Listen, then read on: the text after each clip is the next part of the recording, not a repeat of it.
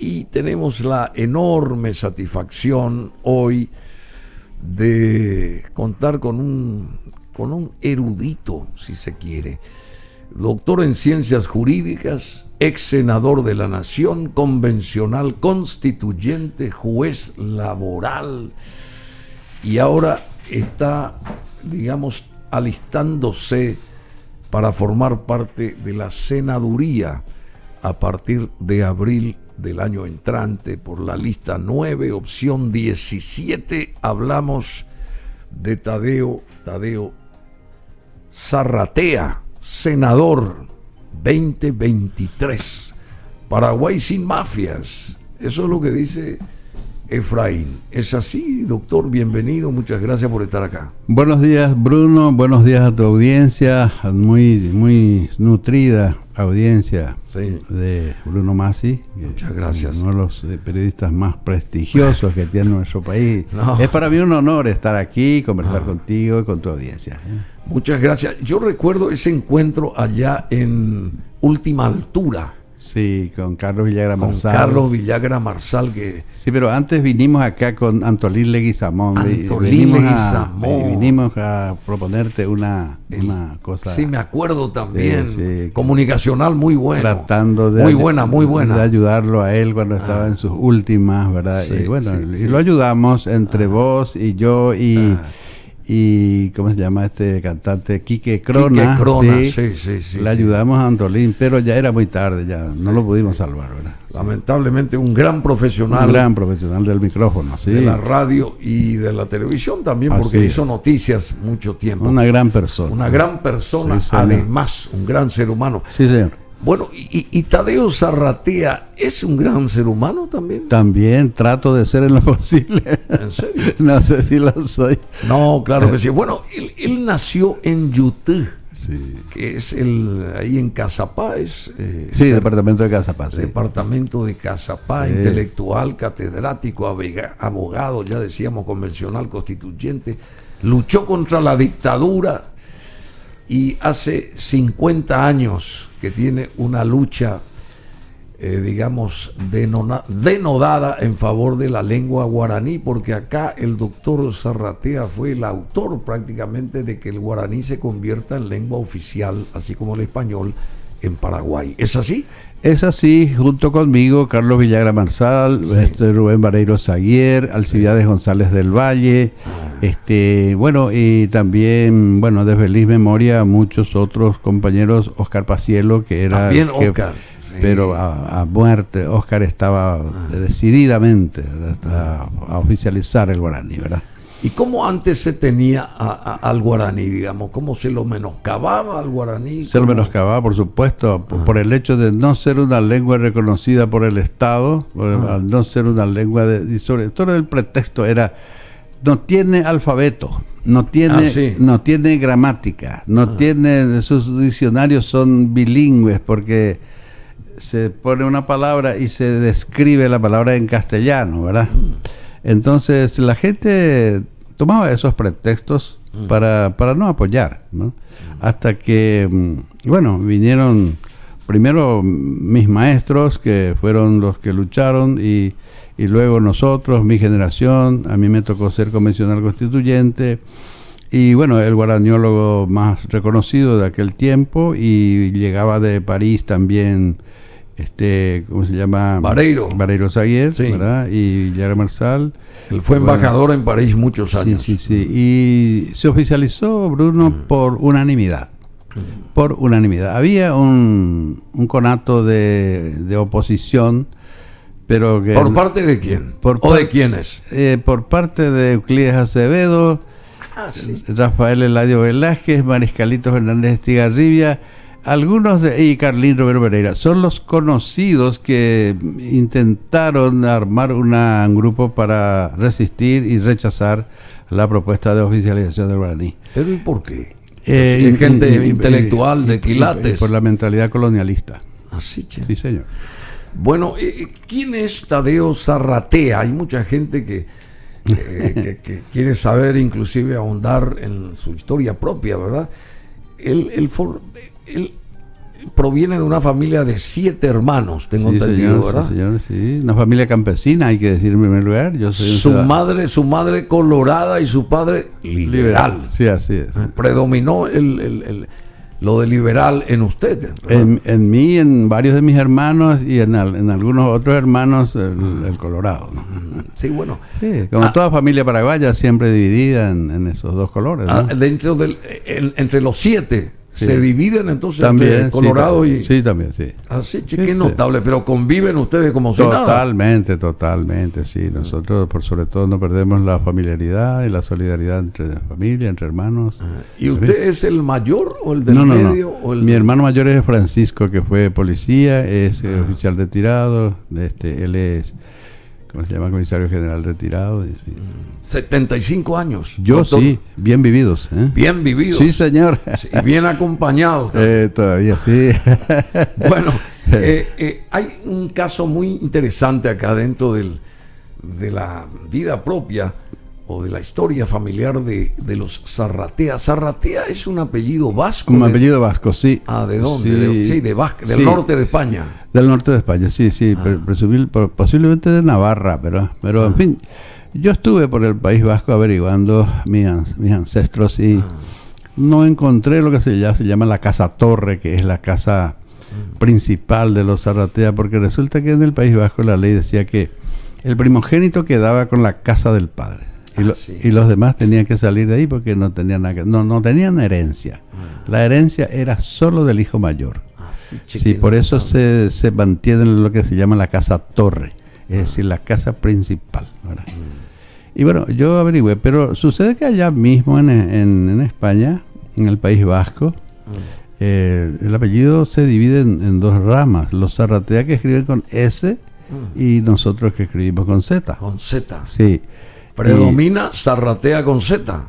Sí, en la Argentina, Uruguay, Chile, sí, pero también la rama Zarratea con S era amplia, pero ahora parece que se va apagando. Por ejemplo, el primer gobernador de Buenos Aires, Manuel de Zarratea, Zarratea con S, no era mi pariente.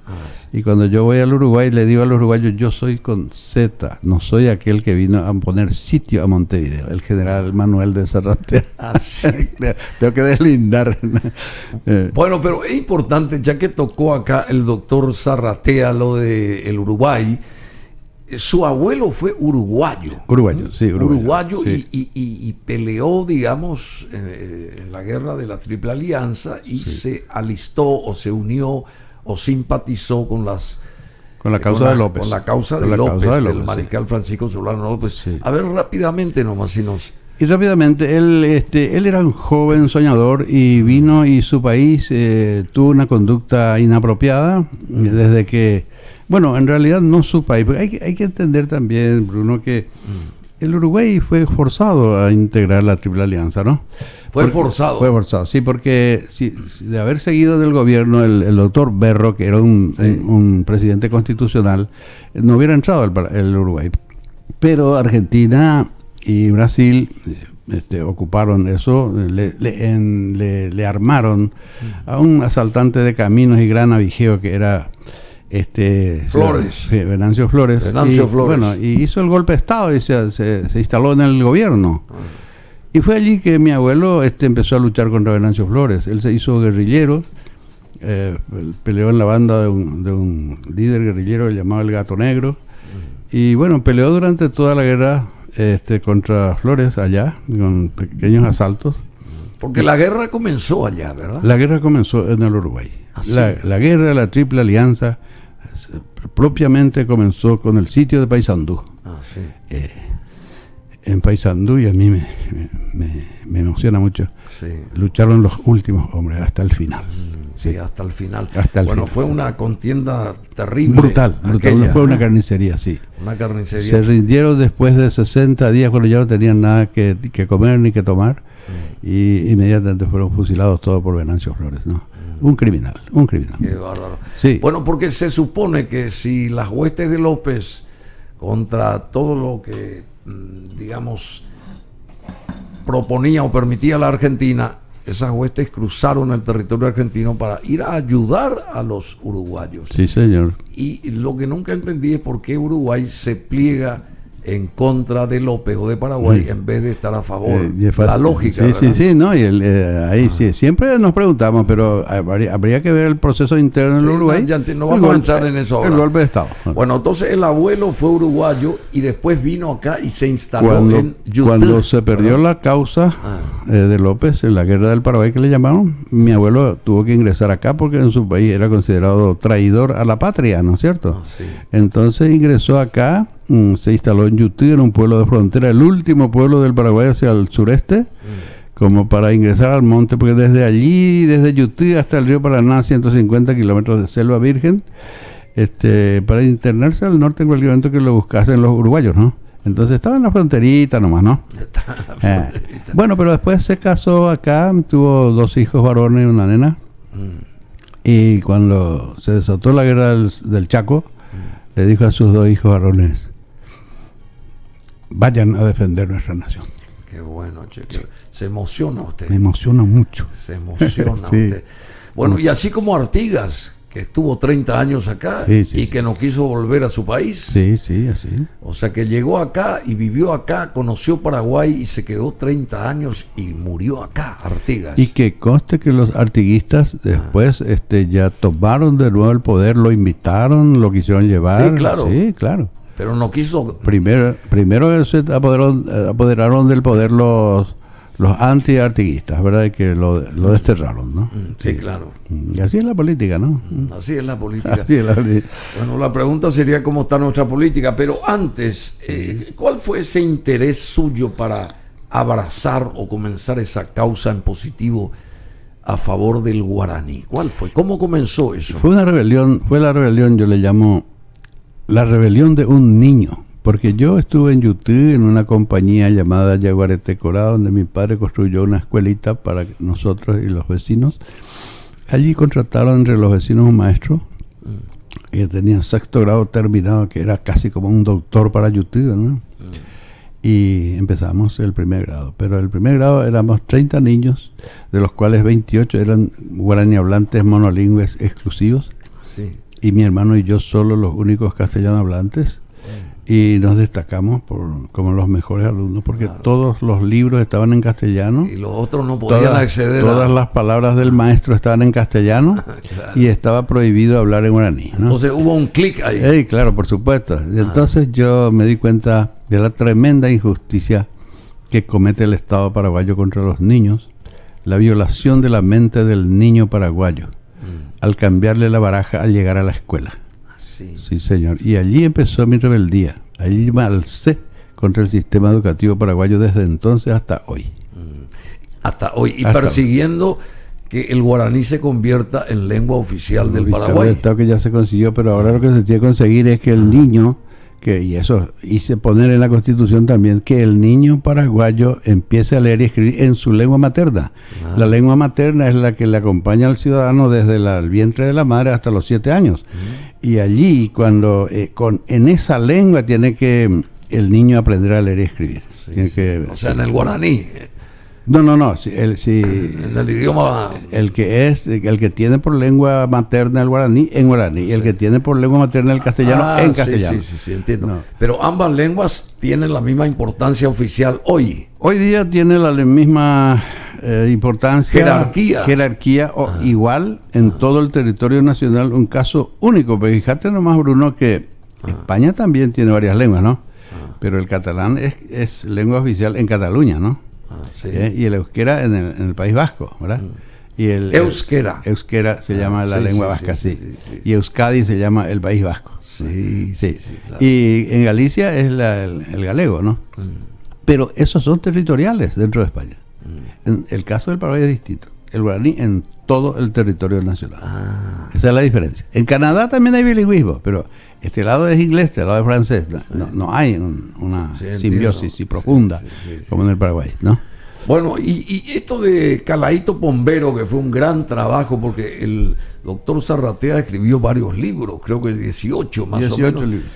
Y este libro que fue escrito en guaraní, Calaíto Pombero, trata la historia de específicamente y cómo surge esto. Este empezó narrando la historia de un niño campesino, las peripecias del niño campesino que yo quise contar porque En el campo, pues, donde yo pasé mi niñez, el niño es forzado a hacer trabajos de mayores. Sí, claro. No se le da el estatus de niño. Se le ocupa, bueno, traiga el caballo, bueno, vaya a traerme queso, todo. De noche, yo tuve que viajar mucho tiempo de noche solo, en graves peligros. Mi padre era un poco bruto en ese sentido. Y bueno, el niño madura muy pronto, llega a la precocidad inclusive rápida, ¿no? Entonces, empecé escribiendo cuentitos y vino llegando Rivarola Mato, Juan Bautista, del exterior, y leyó y dijo, esto da para una novela, ¿no? Y me buscó y me dijo, ¿te animás a convertir en novela? Y yo, que nunca doy un paso atrás, ¿verdad? Le dije que sí, pero había sido una cosa tremenda, ¿no?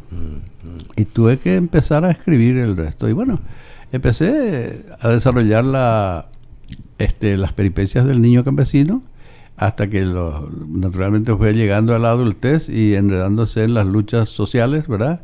Y bueno, y llegó a la lucha por la tierra. De ahí que Calaíto Pambero es el primer registro de la lucha por la tierra en el Paraguay, la lucha del campesino por la tierra que cultiva en el Paraguay.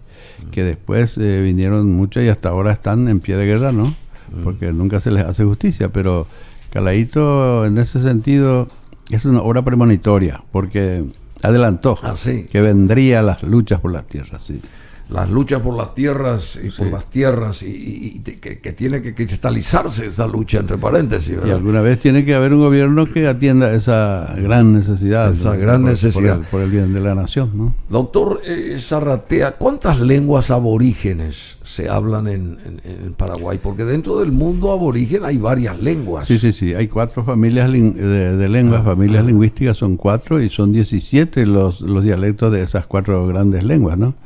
17, sí. 17. Y aparte de eso se hablan lenguas asiáticas y lenguas europeas, ¿no? En el Paraguay se hablan lenguas europeas tales como el castellano, el portugués, el polaco, el ucraniano, el ruso, allá por Itapúa, ¿no? Sí. Hoy es el día de Ucrania, entre paréntesis. Sí, bueno, loor a la gran Ucrania, ¿no? Un país creado por un poeta. Sí. Taras Shevchenko, sí. Un gran poeta. Muy bien. El poeta de la libertad. El poeta de la libertad. Sí, señor. Bueno, y el guaraní paraguayo, ¿qué es el guaraní paraguayo? El guaraní paraguayo es el guaraní que hablamos los paraguayos mestizos, ¿verdad? Mestizos y criollos, los que no somos indígenas. Porque hay que entender que en América hay muchas lenguas, 54 en México, por ejemplo, ¿verdad? 54. Sí, señor. Acá 17. 17. ¿Y en Brasil? En Brasil hay como 21 dialectos del guaraní hay dentro de Brasil. Del guaraní, sí. Sí, hay muchísimas lenguas más, ya no tengo en cuenta.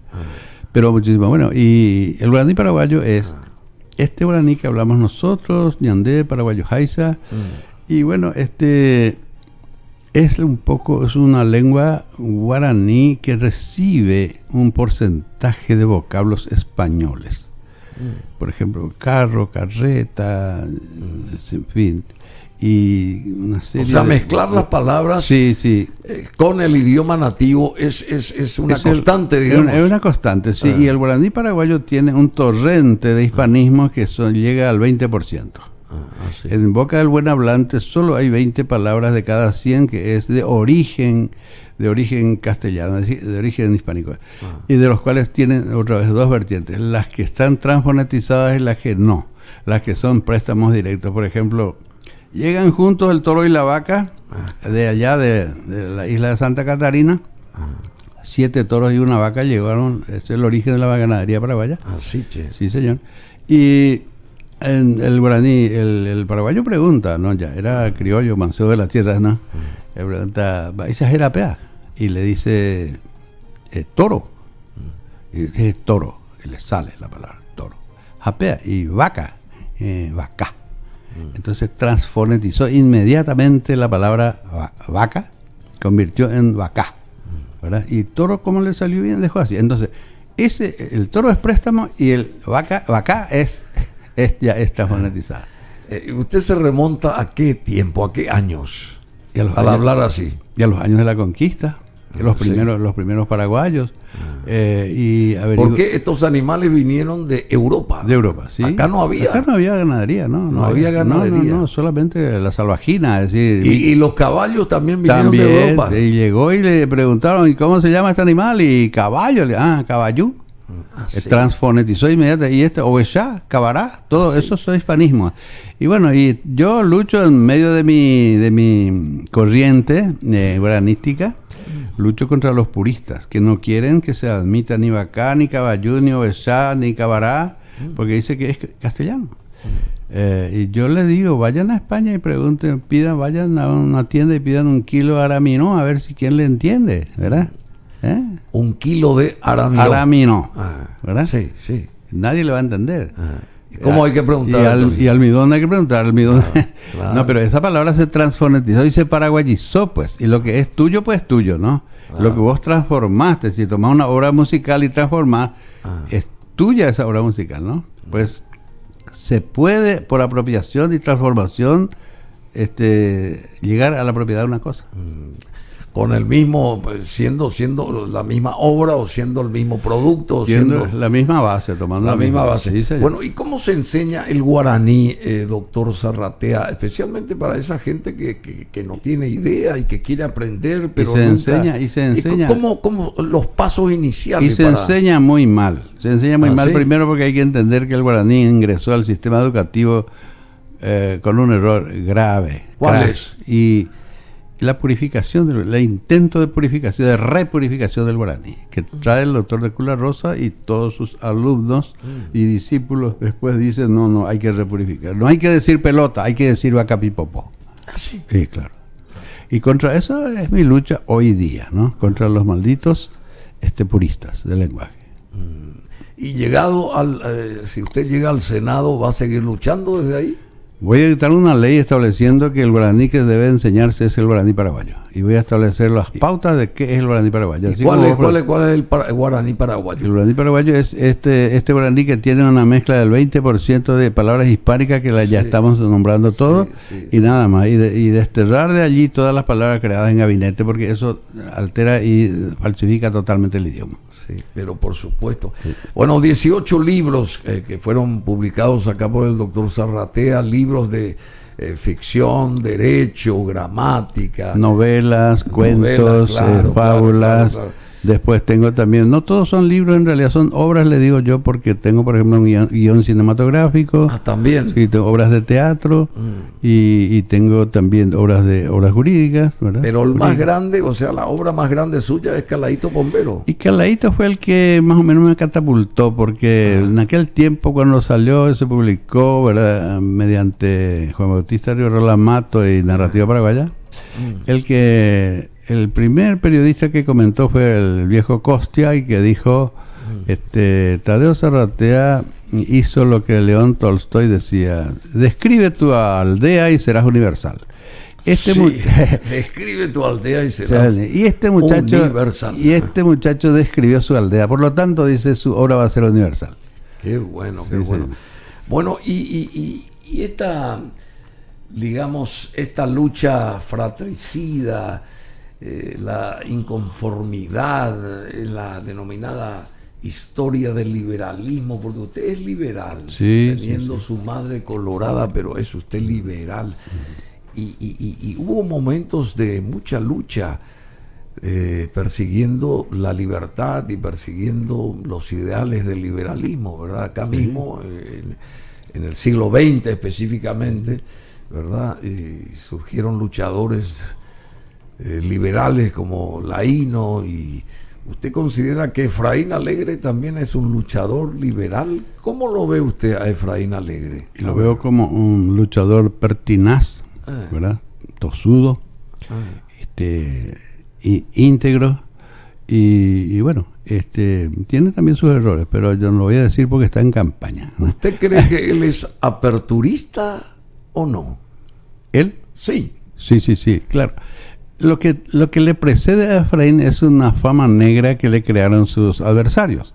Y dicen que él no dialoga, que él es un cangüero, que él no habla con nadie, que él es divisionista, etcétera. Pero si me trajeran aquí a la mesa otro ejemplo de un político que logró articular a 12 partidos y 14 movimientos con un gran trabajo de ingeniería política. Yo diría así que el adversario tiene razón, pero como eso está a la vista, y eso nunca antes nadie logró en el Paraguay, esta articulación de las fuerzas de la oposición paraguaya, yo creo que Efraín tuvo mucho que ver en eso, porque siendo presidente del partido mayoritario dentro del conglomerado, entonces no puede ser que Efraín no haya participado de esta articulación, ¿no es cierto? De esta gran obra política, que es inédita la obra. Pero hay muchos otros también que hicieron su trabajo, el caso de este joven Guillermo Ferreiro. Guillermo espectacular, y sí. hay otra gente más también. Sí. No, todos por supuesto colaboraron. A nivel concertación. Sí, a nivel concertación. A pesar de que las señoras estas, las chicas, que tienen mucho valor, cada una de ellas descabalgaron por el momento, porque abrigábamos esperanzas muchos en seguir a ellas, ¿verdad? Sí, así es. Así que es una situación un poco medio extraña la que sucede hoy en la concertación, pero no quiero ahondar en eso. Sí. ¿Hay anarquismo dentro del Partido Liberal? A ver si... El Partido Liberal Paraguayo, y creo que todos los partidos liberales del mundo tienen en su seno un 20% aproximadamente de anarquistas, ¿no? Son los que yo digo se deben suicidar cuando el partido llegue al poder, pues ya no van a tener contra quién protestar, ¿no? Así es, sí. Son la gente que no le gusta nada, ¿no? No le gusta nada. Son los inconformes, son los que a quienes jamás le vas a dar el gusto. Ahora, por ejemplo, está diciendo, sí, podría ser Efraín el candidato, pero no se peina bien. Así. Claro. No se peina bien. Claro. Sí. No es lo suficientemente alegre. Sí, no es lo suficientemente alegre. O dice, ¿cómo va a ser un líder, un tipo que dice patria o mafia? ¿Verdad? Sí, patria, la maestra a mí me enseñó que quiere decir patria. Sí. Entonces dice, ese es el defecto de Efraín. ¿Cómo es patria? Patria, sí, claro. Sí, patria. Y Efraín dice patria. ¿Y por qué? Y porque así decimos todos los paraguayos a fin de cuentas, y los chilenos también, ¿no? Sí, también, también. Cierto, claro. Cierto. Bueno, y esto de las listas, entrando en el terreno electoral ya próximo, digamos, esto de las listas desbloqueadas, ¿hay más chance para llegar a través de este nuevo sistema que se está imponiendo Hay ahora? Un beneficio para el pueblo desde el momento que ya no son listas sábanas bloqueadas, sino que desbloqueadas. Uno vota la lista 9 efrainista y vota la lista opción 17, Tadeo Serrate, ojalá hagan todo el mundo. Sí, opción 17, lista 17, 9. Claro. Es una ventaja para el elector para poner en el Senado personalidades de su agrado, ¿no es cierto? Pero yo te digo, mi querido Bruno, que este es el camino al cadalso. ¿Camino al cadalso? Al cadalso de los partidos políticos. Sí. ¿Esos tradicionales van a ir desapareciendo? Prontamente. ¿Ah, sí? Sí. ¿Y por qué? Y porque no hay más partidos, no se puede más armar grupos, es una lucha de todo contra todo. Y además porque los partidos ya no van a tener poder sobre sus parlamentarios, como ahora mismo se está demostrando, ya no te digo cómo, pero está. Sí. Y es totalmente diferente de lo que ocurre en Europa, en donde los partidos tienen gran poder sobre sus parlamentarios, y aquel que desoye o desatiende las recomendaciones se lo aparta inmediatamente del cargo del Senado o de la Cámara de Diputados, no solamente del partido. Y eso pasó con este primer ministro británico. Sí, señor, Boris Johnson. Sí. Y claro, el que desoya su partido queda fuera del partido y fuera del cargo automáticamente, porque quien da el cargo es el pueblo de un partido, ¿no es cierto? Entonces, si se alza contra ese mandante, el mandatario tiene que salir del medio, ¿no? Y bueno, y yo te digo, Bruno, que nos vamos por mal camino, ¿verdad? Muy lindo para el elector, pero para el futuro democrático del Paraguay es un gravísimo peligro. Aquí mañanita van a salir, va a salir Bruno Macri a decir, bueno, yo tengo suficiente dinero y me propongo a presidente de la República y no tengo partido, y hombre sin partido, pero yo voy a bancar toda mi campaña y bueno, y vótenme, ¿no? Y no va a hacer falta, y va a ser un hombre sin control dentro del gobierno, ¿no? Pues no va a haber un partido que lo controla, ¿no? Y bueno, con esto se va a liquidar el sistema de partidos. Bueno, y la corrupción, doctor Zarratea, también esa corrupción infestada en todos lados, también está, digamos, ¿cómo que se llama? Sembrando esto que usted está anunciando.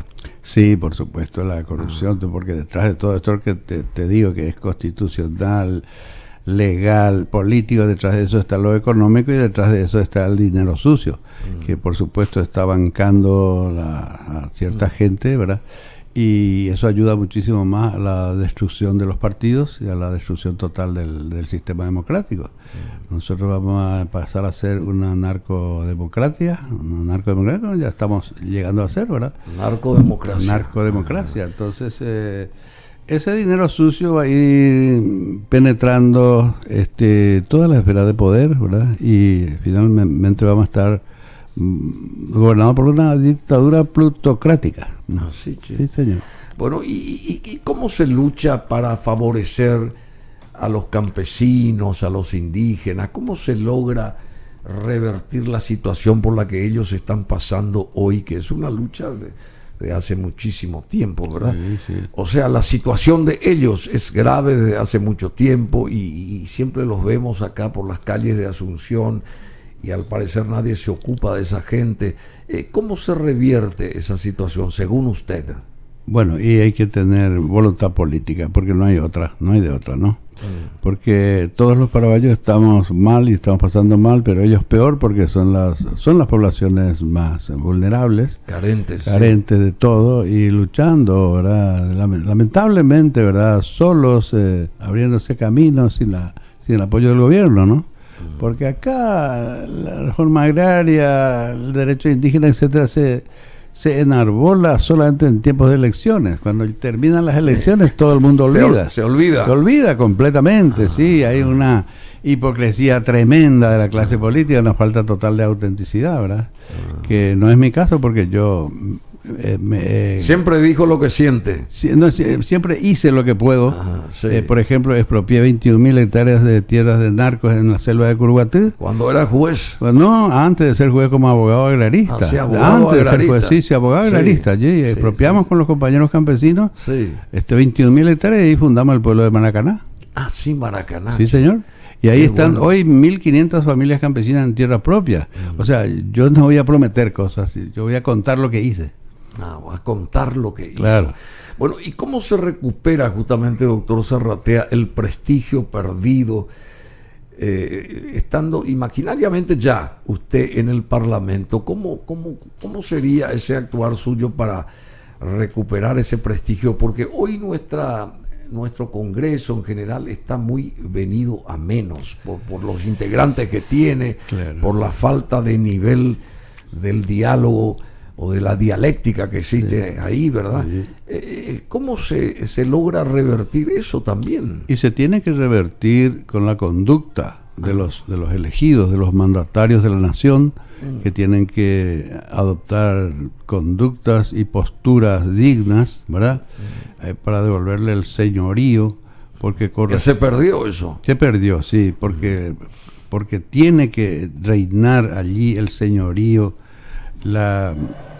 digamos la grandiosidad porque la nación está allí, la majestad del poder tiene que estar poder, allí, sí, claro, y eso hay que mantener, porque sin eso el pueblo no respeta nada. Claro, nadie respeta nada. Entonces tiene que volver ese respeto para devolver al Senado y a la Cámara de Diputados, ¿verdad?, la majestad que siempre ha tenido, la honorabilidad. Y una Cámara no puede ser honorable Cámara, dicen ahí, pero si los miembros no son honorables y son unos jodidos, entonces no se puede, ¿no? Pero ¿y cómo sería, a su criterio, un país diferente? ¿Cómo sería? Un país diferente es un país que tiene una nueva ética, un nuevo estilo de hacer política, un estilo que desecha totalmente la aplanadora de las mayorías y trata de consensuar todos los asuntos del Estado, y que de consumo, en conjunto, todos los miembros del poder vayan impulsando hacia políticas de Estado firmes, bien establecidos y bueno, y sobre todo con gran respeto hacia la población, hacia la ciudadanía. y con criterios, digámosle, modernos de desarrollo, que yo pienso que prontamente el pueblo, que es muy sagaz va a detectar, no, esto está yendo por buen camino, ¿verdad? Entonces allí... O van a pasar 100 años. No, yo no creo que pase. Hay una cosa, a veces uno se descorazona un poco, pero Roa fue el que dijo, creo que el Paraguay siempre encontró el punto de inflexión. El Paraguay volvió de todas las ignominias, porque fue aguantando todas las ignominias hasta llegó un punto, clac, en que el paraguayo dice, no, aquí volvemos. Aquí volvemos. Bueno, sí. Y el doctor Zarratea, además de tantas cosas, escribió el famoso Código Procesal Laboral de modalidad oral, sí, y ocupó cargos, ya dijimos, políticos y electorales. Usted brega por una justicia rápida y segura. Y segura, ¿verdad? Rápida y segura. Y de ser posibles en todos los procesos oral. Sí, oral. Oral, porque el pueblo paraguayo tiene una cultura eminentemente oral. Este es un pueblo sin papeles. Acá veo muchos papeles, pero voy a ser un poco un paraguayo sofisticado. Pero el paraguayo común es un ser indocumentado, ¿verdad? No tiene documento, no. Y es muy hábil y muy sagaz, pero hay que verlo en el proceso, ¿verdad? Frente a las partes, para poder llegar rápidamente al quid de la cuestión. Necesitamos una justicia rápida y acorde con la cultura del pueblo paraguayo, que es una cultura eminentemente oral. Allá en Naranjaizú no llegan los diarios, pero el ciudadano de allí está perfectamente informado de todo. Uno no sabe ni cómo, pero... A nivel de la radio, puede ser.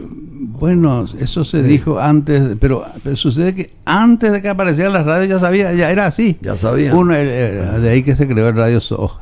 El famoso Radio Soho. Sí, uno no sabe si de boca a oído va la noticia, pero todo el mundo está informado.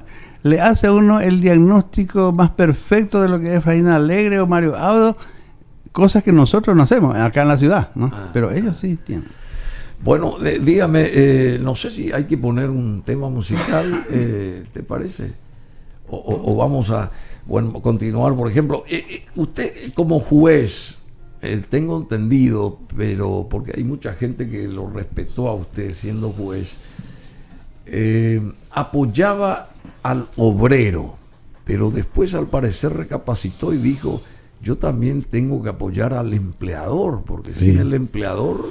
no vamos a tener obreros. Claro, sí. ¿Y cómo y yo venía pues de ¿cómo fue el clic ese suyo? Y bueno, vengo de la juventud, de un liberalismo progresista, casi socialista, porque hay que entender también, los liberales progresistas estamos muy cerca de los socialistas porque entendemos que de las tres premisas del liberalismo, libertad, igualdad y fraternidad, el liberalismo viene ya prácticamente conquistada la libertad en todo el mundo, ¿no?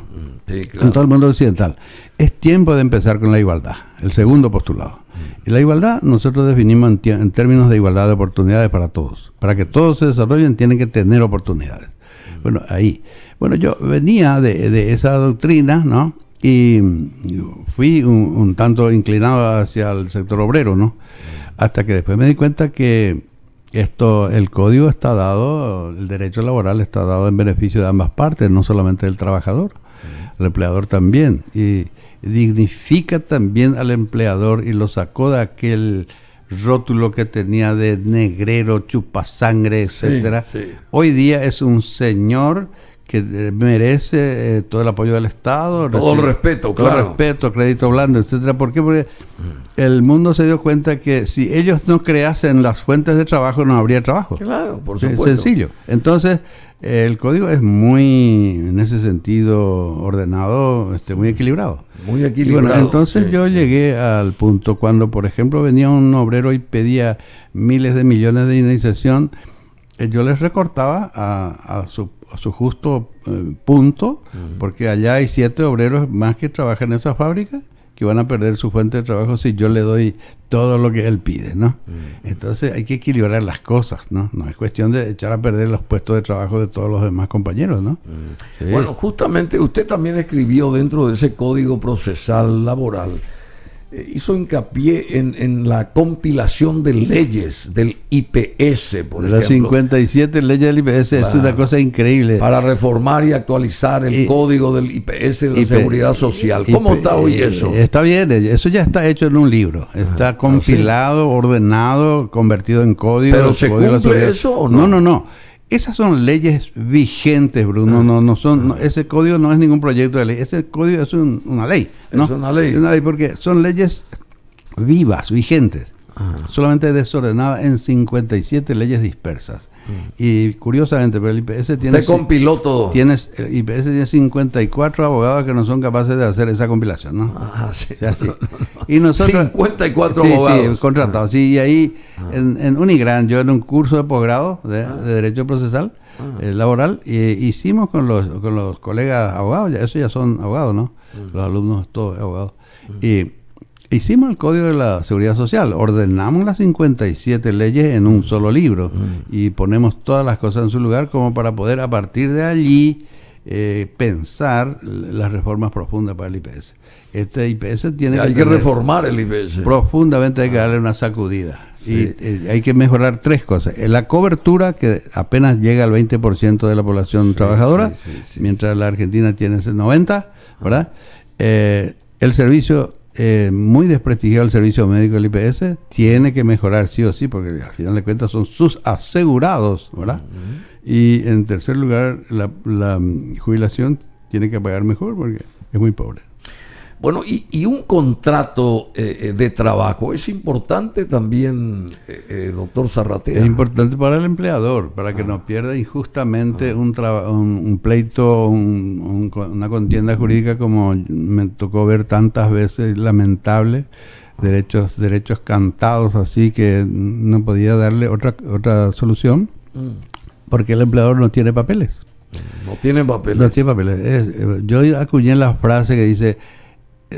el empleador también es paraguayo. ¿Y qué quiere decir eso? Y que también es un indocumentado, ¿verdad? Le teme al contrato de trabajo, ¿verdad? Teme. ¿Cómo el trabajador también es paraguayo? El empleador también es paraguayo. El empleador. ¿Por qué? Porque también es un indocumentado. Y la ley le dice, el obrero no tiene por qué, el trabajador no tiene por qué tener papeles, ¿no? Tiene que poner su fuerza de trabajo. El empleador es el responsable de documentar todos los actos del contrato. Bueno, primero le teme al contrato. Segundo, no quiere usar papeles. Paga el salario, paga sin papeles. Paga sin papeles. Y muchas veces han llegado, cuando yo era juez, llegaba junto a mí y decía, señor, sí, no se preocupe, tráigame todos sus papeles. Usted me dice que le pagó vacaciones, le pagó aguinaldo, le pagó todo su sueldo. Usted, tráigame todo eso. Y no tengo nada, señor. ¿Cómo? Usted es el empleador. Sí, pero sucede que este desgraciado, yo lo crié como un hijo y nunca le... Claro, me imaginé que me haga otra cosa. Que haga otra cosa, sí. Bueno, pero los jueces son, en la mayoría de los casos, pro obreros. ¿Es así? No, los jueces ¿No están así? No están así.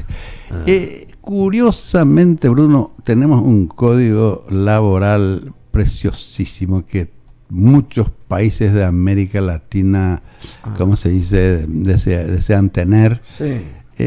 Se promulgó hace 50 años y en plena dictadura un código precioso, creado por un gran abogado paraguayo, ya me vendrá su nombre. Sí.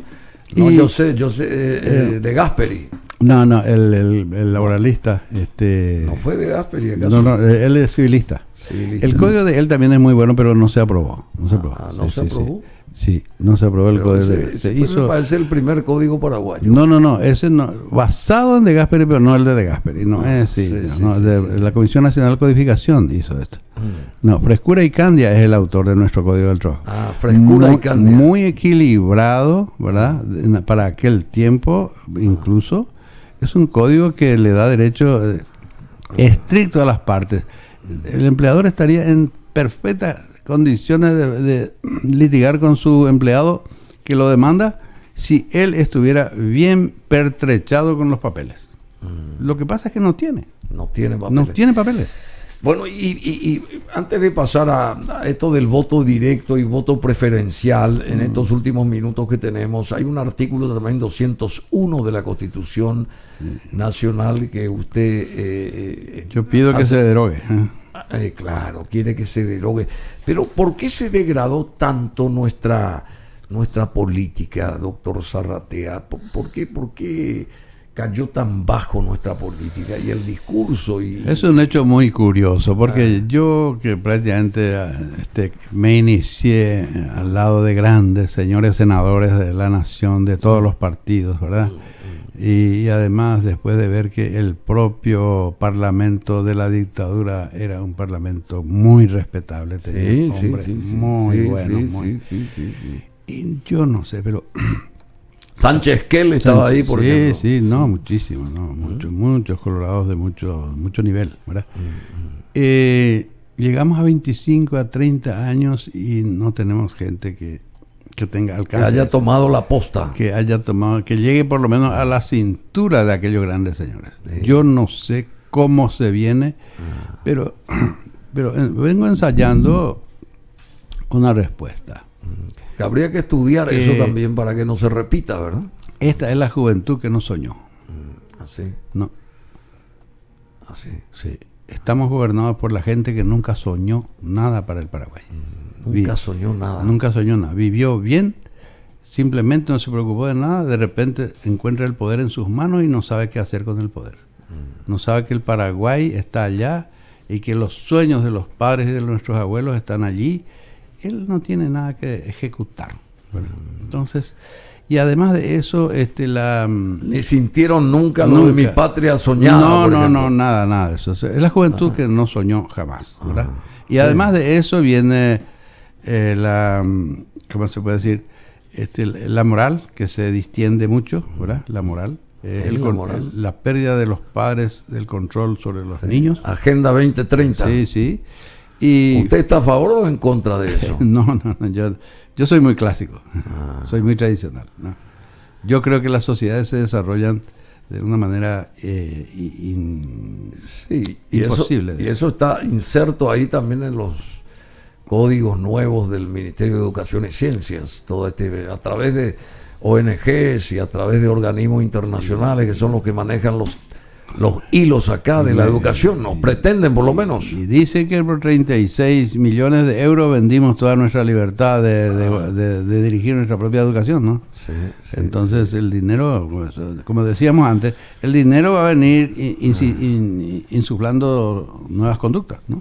Dígame, cambiando radicalmente de tema y esto que también nos concierne mucho, lo del voto directo. ¿Es una conquista el voto directo y el voto preferencial es para que la gente elija? ¿Cómo es el asunto ahí? Y el voto preferencial va a lograr que el parlamentario se sienta dueño de su banca. Sí. Sin tener la necesidad de rendir cuentas a su partido. Sí.